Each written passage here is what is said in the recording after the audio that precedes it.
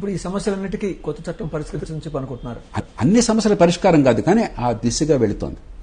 ఈ ఆంక్షలు తొలగించి నీ ఉత్పత్తిని ఎక్కడైనా అమ్ముకోవచ్చు. నువ్వు మార్కెట్ యార్డ్ బాగుంది, అక్కడ అమ్ముకో.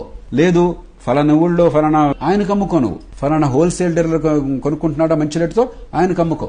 ఈ ప్రాసెసింగ్ చేసేవాడు ఆయన కొంటాడా, ఆయనకు అమ్ముకో. విదేశాల్లో రేటు ఉందా, విదేశాలకు అమ్ముకో.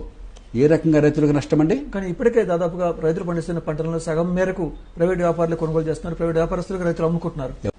ఈ కాగితం ఎక్కడి నుంచి కొన్నాను, ఈ కంప్యూటర్ ఎక్కడి నుంచి కొన్నాను, ఈ సోఫా ఎక్కడి నుంచి కొన్నాను, మీ కెమెరా ఎక్కడి నుంచి కొన్నాను, ఈ చొక్కా ఎక్కడి నుంచి కొన్నాను, ప్రైవేట్ వ్యాపారం నుంచి. ఏం పాపం చేశారండి వీళ్ళు? ఈ మొత్తక భాష ఏమిటి? ప్రైవేటు ప్రభుత్వం ఎందుకు వచ్చింది? అసలు రేట్ ఎవరిచ్చారు, మన్నిక ఎక్కడుంది, అది ముఖ్యంగానే ప్రైవేటు ప్రభుత్వాన్ని సమస్య ఎక్కడొచ్చింది? అసలు ప్రైవేట్ అంటే ఎవరు? మన ఇంట్లో మన అబ్బాయిలు మన అమ్మాయిలు వ్యాపారం చేస్తే వాళ్ళు పాపాత్ములా? గవర్నమెంట్ లో నెలకు 50,000 రూపాయలు జీతం ఇచ్చి 1,00,000 రూపాయలు జీతం ఇచ్చి పని చేయకుండా ఉండి వాడమ్మితే అది చాలా పవిత్రుడా? ఏమిటి ఆలోచన అసలు? అంటే ఓపెన్ మార్కెట్ ఉంది కదా అనే ఉద్దేశం.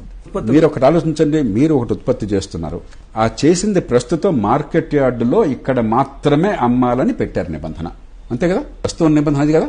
బయట కూడా అమ్ముకుంటున్నారు, చట్టవిరుద్ధంగా అమ్ముకుంటున్నారు. అయినా మార్కెట్ సెస్ కట్టాలా?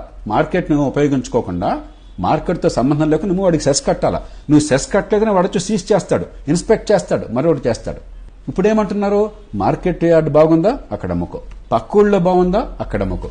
పక్క రాష్ట్రంలో బాగుందా, అక్కడ అమ్ముకో. హోల్సేలర్ మంచి చేస్తున్నాడా, అక్కడ అమ్ముకో. ఎలక్ట్రానిక్ గా అమ్ముకుంటావా, అక్కడ అమ్ముకో. ఎక్స్పోర్టర్ కొనుక్కుని అమ్ముతాడా, అక్కడ అమ్ముకో.